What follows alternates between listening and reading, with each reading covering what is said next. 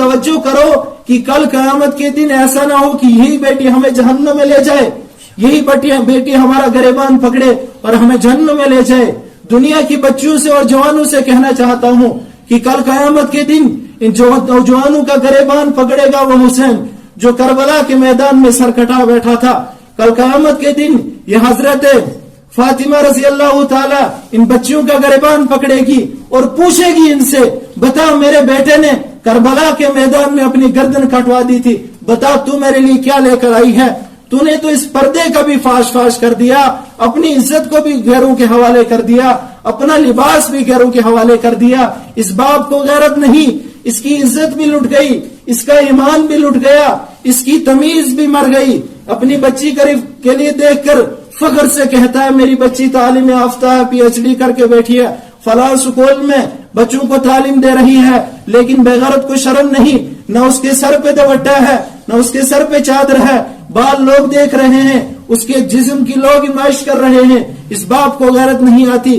کل یہی بچی مجھے قسم خدا کی ہے کہ اس باپ کو گریبان پکڑ کر جہنم میں لے جائے گی۔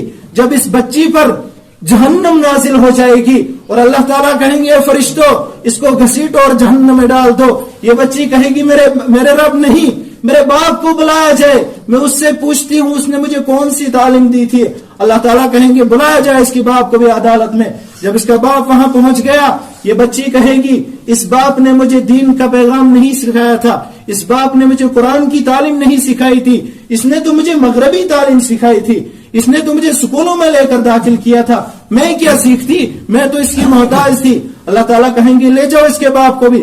کہے گی نہیں ایک اور مطالبہ ہے میرے بڑے بھائی کو بلایا جائے۔ کہے گی میرا بھائی بھی پڑھا ہوا تھا، لکھا پڑھا تھا، تعلیم یافتہ تھا، قرآن پڑھتا تھا، میرے لیے کبھی اس نے ترجیح نہیں دی، میری طرف کبھی نہیں اس نے نظر دوہرائی کہ میری بہن کیا کر رہی ہے، اس نے مجھے کبھی سیدھی راہ نہیں دکھائی، کبھی قرآن نہیں پڑھایا۔ اللہ تعالیٰ فرمائیں گے اس کے بھائی کو بھی لے جاؤ۔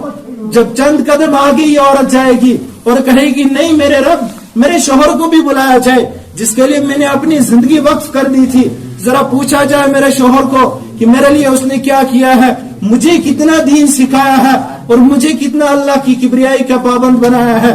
اس کا شوہر لاجواب ہو جائے گا، کہے گا میں تو دنیا کی نعمتوں میں مگن تھا، میں تو مال کے پیچھے مگن تھا، میں اس کو کیا سکھاتا۔ اللہ تعالیٰ کہیں گے لے جاؤ اس کے شوہر کو بھی جہنم میں۔ جب جہنم کے قریب پہنچے گی کہے گی ایک مطالبہ میرا اور ہے۔ اللہ تعالیٰ کہیں گی کیا؟ کہے گا میرے بڑے بیٹے کو بھی بلایا جائے۔ جب اس کے بڑے بیٹے کو عدالت میں بلایا جائے گا اور یہ کہے گی یہ عورت میں نے اپنے بچے کی خاطر ہر ایک قربانیاں پیش کی تھی، اپنے بچے کی خاطر خود بھوکی رہی تھی، ننگی رہی تھی، پیاسی رہی تھی، اپنے بچے کو تکلیف نہیں ہونے دی، اپنے بچے کو قرآن پڑھایا تھا، حافظ قرآن بنایا تھا، دیندار بنایا تھا۔ میرے بچے سے پوچھا جائے میرے لیے کیا کر کے آیا ہے، مجھے کتنا سکھایا ہے اس نے علم، یہ اللہ تعالیٰ کہے گا اس عورت سے، ان فرشتوں سے کہ لے جاؤ اس کے باپ کو بھی، اس کے شوہر کو بھی، اس کے بھائی کو بھی اور اس کے بچے کو بھی، ان چاروں مردوں کو اس ایک عورت کے ساتھ جہنم میں داخل کر دو۔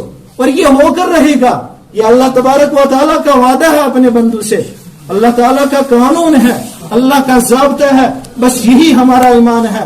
اگر کوئی اس بات سے پیچھے ہٹ گیا، اس بات سے اس کا یقین